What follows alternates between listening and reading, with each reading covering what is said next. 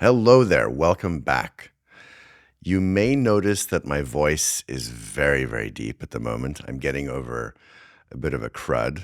My beautiful wife, Bonnie, had the crud first. And as I mentioned to my Patreon members, I thought I was going to be fine. A whole bunch of days went by. I was like, I feel amazing. And then, like, maybe 5 days into her thing, I got the crud. So I'm pretty much on the other end of it now, but I have this very, very, very deep voice. So I think we'll be able to make it through. So I have a lot of stuff in my head today, and I'm sincerely hoping I can get it all like out of my head and into my mouth. I want to talk about narcissistic triangulation. I think a bunch of you understand narcissism and understand the tactics, but for those of you that don't, one of the things that narcissists do, maybe not only, maybe sociopaths as well, maybe psychopaths, is triangulation. They literally triangulate people against each other. And you can see, in an environment, in a relational system where a malignant narcissist is active, there's a lot of chaos going on. And one of the reasons there's a lot of chaos is because the narcissist is playing people against each other, and they don't know that.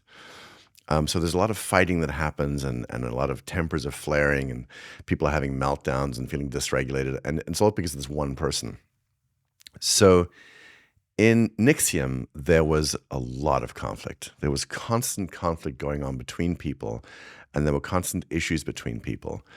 And people were constantly, for those of you who've seen The Vow and saw what EMs were, people were constantly getting EM'd, getting these sort of so-called therapeutic practices to handle all of their reactions that they were having to stuff that Raniere was doing in the end. But none of us knew that for a long, long time. One of the things that would happen is, for instance, his closest inner circle would come and give me feedback about stuff. It could be about my actions. It could be about personality flaws, my suppressive postulates, as they called them, or my lack of ecological thinking. Whatever the criticism du jour was, they were giving me feedback. And what would happen is I would be pretty confused, because sometimes it would seem that the feedback I was getting from them, and when I say inner circle, I mean these were the women right around him. The feedback I was getting from them about myself didn't match the stuff that Raniere was saying to me about myself. And the thing is, NXIVM was a feedback-rich environment. And one of the things that you may or may not know in terms of the ranking system, there's a bunch of you I know that follow the story very closely, some maybe not. But in the ranking system, once you became a proctor in orange, you should be open to feedback. And once you became a green or a senior proctor, you had to be open to all feedback from everybody, up, down, left, right, no matter where it was coming from. You had to be open to the feedback, and you had to take it in and, work with it. And of course, this was not easy, because, you ended up being in these, like, what I called in another episode, these struggle sessions, these like sort of Marxist struggle sessions where you're just being shat on all the time, and you just had to take it and take it and take it. So when I would get this kind of feedback from other people, I would go to him sometimes and say, it's weird because there's these discrepancies between what people are saying, and I'm not kind of clear on things. And of course, at this point, I had been so disemboweled, so to speak, that I didn't have a clear sense of myself. So I was constantly checking to see, like, well, am I on? Am I off? Like, is this the right thing I'm doing? Is this the wrong thing I'm doing? That's pretty common when you are very destabilized. And so Raniere would sort of blame the women and say, well, it's because of them that they're giving you this feedback. That's not accurate. And I was like, this is so weird. And he would never blame the women to their faces. He would blame them behind their backs to, like, me or whoever it is. Somebody else was always being blamed behind their backs. So we lived in this utter state of confusion, feeling constantly destabilized because we couldn't make sense of what was going on. And he was so destabilizing our psyches and our entire realities that, a lot of us felt completely crazy. For some people like myself, I just launched into work more and more deeply to have some kind of an anchor to hold on to. If I could work on different projects and work on my projects and work towards a goal, at least that was an anchor, because I was suppressing how crazy I felt. So the thing that was so interesting is that when I finally understood that the unifying principle of everything was that he was the orchestrator of this bullshit, it started to make sense. And it was a complete revelation. I finally felt sane. And I finally understood, oh, so he's just playing people against each other. But because we didn't know it, we were just mystified all the time.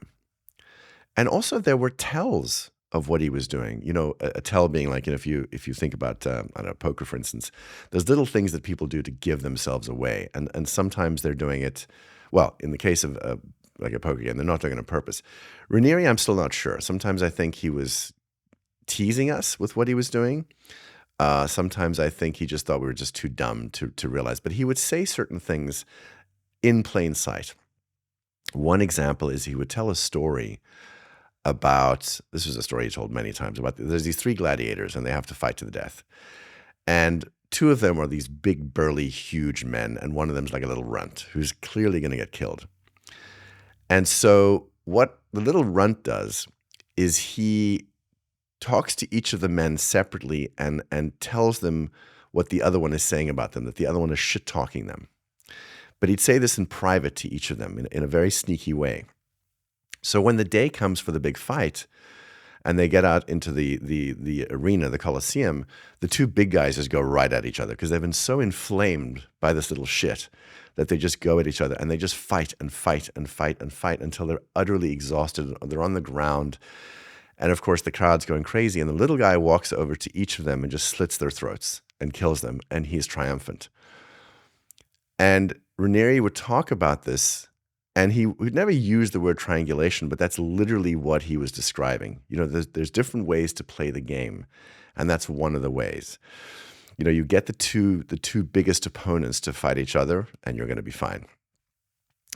So triangulation, in essence, keeps everybody at each other's throats and keeps them distracted from the person orchestrating everything.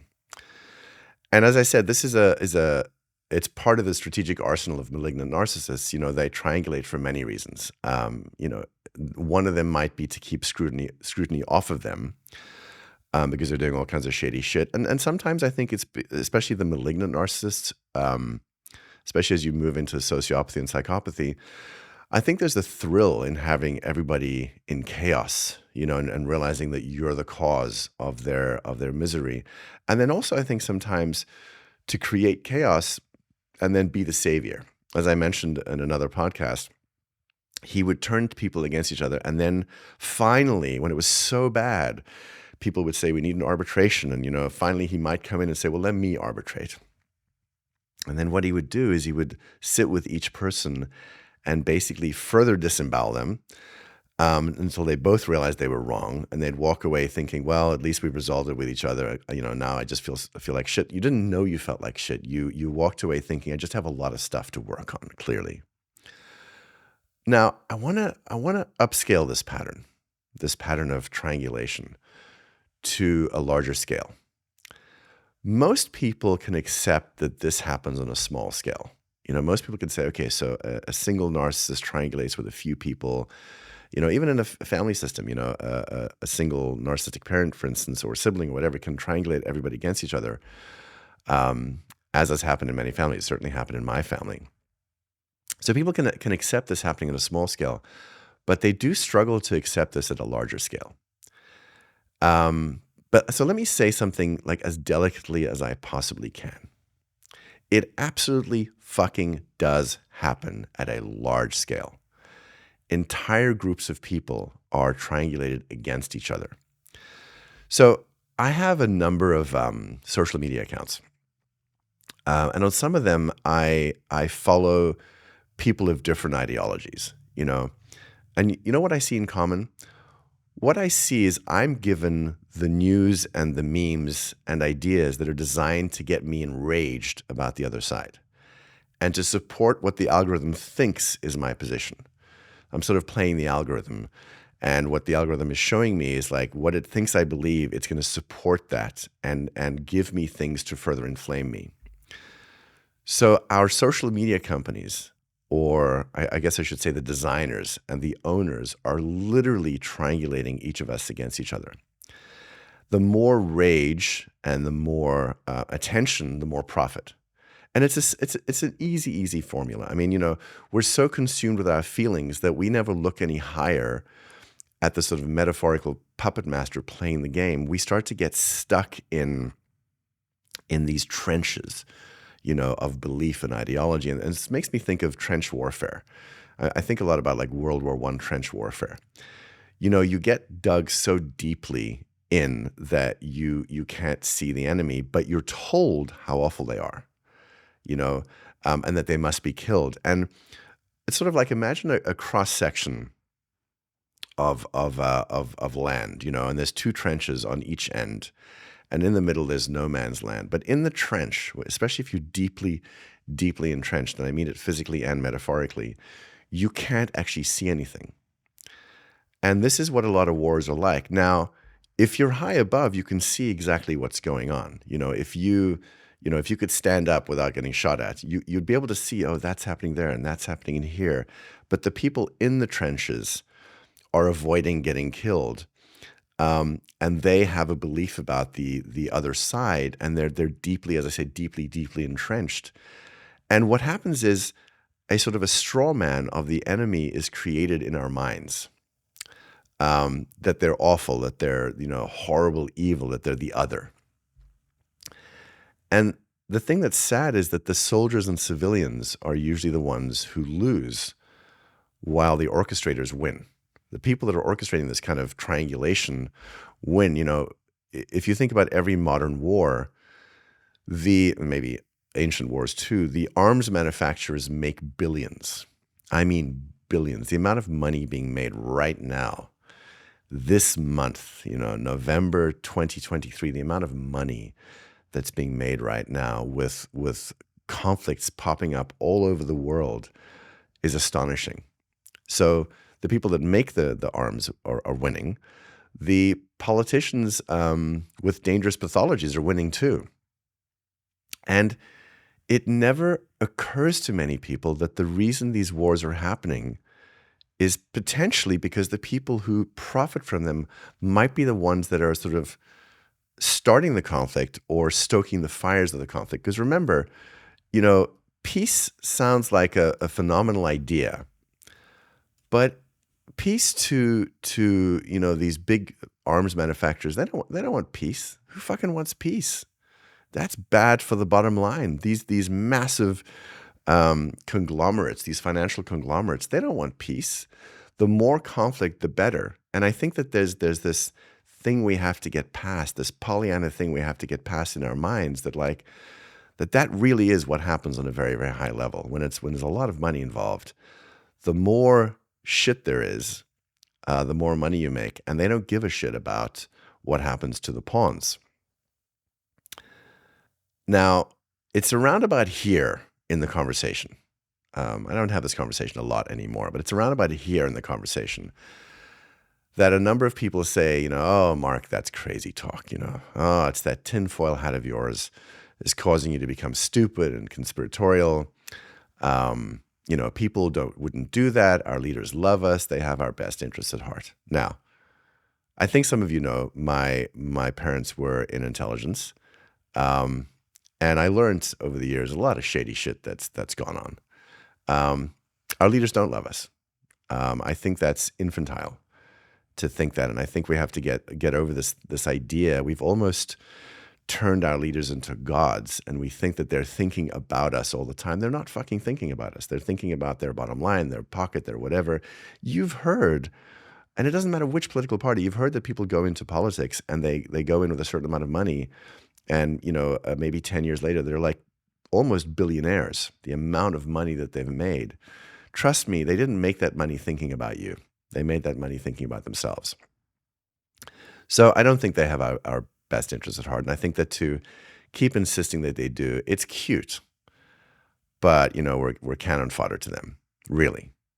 And the thing is, we get labeled, if you start to talk this way, you get labeled as a tinfoil, conspiracy theorist or whatever it is, And I was looking at that term online because I'd heard a while back that the CIA was actually the one that came up with that term, conspiracy theorist. I don't think that's actually true. I think that term existed before, but I looked at a website and during During the 60s, there was a Freedom of Information Act request by the New York Times. This is when the New York Times really wanted the truth. And this particular document is a CIA dispatched. And I'm just reading off the website here. It says in 1967, the CIA released a dispatch that coined the label conspiracy theory and conspiracy theorists to attack anyone who challenged the official narrative from the Warren Commission. It is interesting to note that the document is labeled Psych for psychological operations or disinformation. It is also marked CS copy at the bottom, meaning clandestine services unit. So this document was requested and released to the New York Times in 1976 via the Freedom of Information Act, FOIA. And I suggest that if anybody's curious, you should look at some of the FOIA requests that have been made. The contents of FOIA requests rarely ever make it to the mainstream media because it's not convenient. But you can find the contents of some of the shit that's coming out, and it's astonishing. It is mind-blowing. So one of the things that this dispatch was trying to do, and I'll put the link in the show notes, was trying to counter what people were saying. And what I notice sometimes is when you hear about somebody being fact-checked or a newspaper prints like what's actually going on, please understand that, let's take a PR company. When a PR company is called in when there's damage control to be done, which is like somebody's being accused of something, the PR company's job is not to get to the truth. That they don't give a shit about the truth. The PR company's job is to spin it so that the person they're being paid by doesn't stink and the other people stink. So understand that when you're dealing with legacy media especially, they behave pretty much like PR companies. So, in the case of the CIA, they put out this dispatch, which is how to handle the people that were making sort of accusations. And I was reading here on the first page, this trend of opinion, basically criticism, is a matter of concern to the U.S. government, including our organization. The members of the Warren Commission were naturally chosen for their integrity, experience, and prominence. Potentially all bullshit, just PR. They represented both major parties, and they and their staff were deliberately drawn from all sections of the country. The aim of this dispatch is to provide material for countering and discrediting the claims of the conspiracy theorists, so as to inhibit the circulation of such claims in other countries. Background information is supplied in a classified section, blah, blah, blah, blah. Number 3, it says action. We do not recommend that discussion of the assassination question be initiated where it is not already taking place. Where discussion is active, however, this is how we want you to basically handle it. So here's some examples.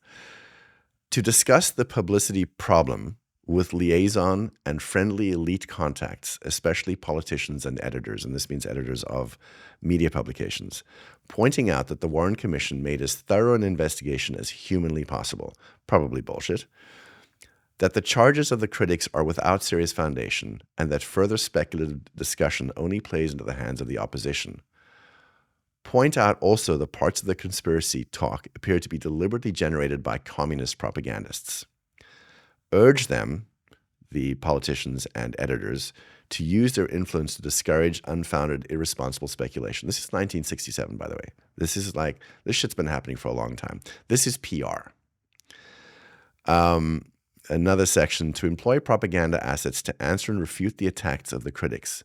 Book reviews and feature articles are particularly appropriate for this purpose. The unclassified attachments to this guidance should provide useful background material for passages to assets. Our play should point out, should point out, as applicable, that the critics are wedded to theories adopted before the evidence was in, politically interested, financially interested, hasty and inaccurate in their research, or infatuated with their own theories, i.e. conspiracy theorists. Now, what is interesting, by the way, this claim that the CIA coined the term conspiracy theorist, people have written articles saying that that's just not true, that it was used in 1860 whatever, and it was used 100 years earlier, which probably is true. But it sort of is trying to handle the objections to this FOIA request, the document from the CIA. So there's this constant handling and managing of information. So, I just say this because this idea of writing people off who are asking questions and calling them a name, like in this case, the CIA is calling people a conspiracy theorist, that they're basically stupid and tinfoil hatters.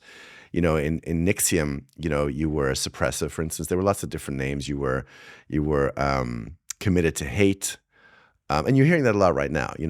Everything that the powers that be disagree with is somehow hate. And it's so hateful you shouldn't even look at it. Don't even evaluate it.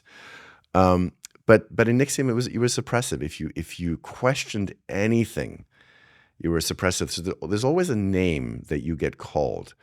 Anti whatever it is. There's always some name you get called if you start asking questions. And just like in a cult, when there's damage control, the cult rallies around the leader and discusses how to handle this. And I was part of that as well in NXIVM. I mean, we talk about, well, how do we handle this? And there was so much confusion. We didn't even know what the truth was. We just looked at the leader Raniere to say, well, what is the truth that we need to convince people of? And the same way, like back in 1967, the CIA is putting out dossiers, dispatches. This is how you handle people asking questions. So it has nothing to do with truth.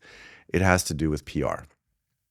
So just to go back to triangulation, the triangulator benefits from the rest of us arguing and fighting about what is true and not true. Because understand, like right now, in media, if anybody has an opinion that doesn't match what is in the legacy media, they're some horrible thing. They're a conspiracy theorist. They're like a fanatic, an extremist, or whatever. People are looking to the media to tell them what to think about an idea that is not within their framework. And the media is acting like a PR company for much more powerful interests. And if you even say what I'm saying now, I'm a problem. That's engineered. That doesn't just fall off the fucking truck that way. That is very well engineered. I've been in filmmaking for quite a while. I've been in advertising for a while, I saw some shit, with my parents in intelligence. Everybody's being handled all the time. The stuff you see on the news finally has been thought about very carefully. What is the thing that needs to get put out? When there's some press release, that press release is not the truth. That press release is, what do we want them to believe? That's what we'll put out. And then the newspapers pick it up and run with that as though that's the truth. And legally they're fine because that's what the government, whoever told them, is true. So now they're just reporting it as true. So they can't be sued. So right now, we as a society, we're so consumed with what these horrible people are doing that we fail to see these massive global consolidations of power happening. Now, on a small scale with NXIVM, the more everybody was at each other's throats and confused and destabilized, the more and more power Raniere had. And that's what he was doing on a very small scale. He was getting away with so much for years because we were just fighting. There was always something to fight about. And it didn't occur to us that he was the one instigating every single little thing. But then something amazing happened. And there is a way out of triangulation, by the way. Something amazing happened, and that was that the warring parties began to get together and talk. So in 2017, for instance, for myself, and a number of us did this, but I began speaking to all the people that had left.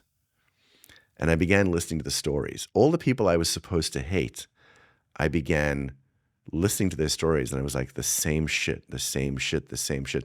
And I began to piece together like, oh my God, these people were never my enemy, ever. Holy shit, it was him. So all of his victims began to eventually talk to each other. And that's how we mapped out, what he was doing. And that's how we vanquished the little runt. So, perhaps this is a lesson for us as a society. Maybe it would be good if we could stop, knee-jerk hating people that the media tells us to hate. And it might be good to start questioning the motives behind the messengers. Perhaps what we should do is shift our gaze a little higher off the battlefield, out of the trenches, to look at to see who the triangulators are. I think that might be better. So that has been what has been on my mind. I think I got most of my thoughts out, I hope. A couple of quick housekeeping things. Please subscribe to this podcast either on YouTube or Apple Podcasts or Spotify, wherever you listen. And again, I do have a Patreon account. I have some amazing members that are subscribers that are supporting me. We have, these monthly Q&A sessions where I answer a bunch of stuff. And I would love you guys to join and to help support everything I'm doing. There's a lot of stuff I'm doing, and I would love your support. So if you feel moved to do that, please sign up for my Patreon. And as always, stay curious.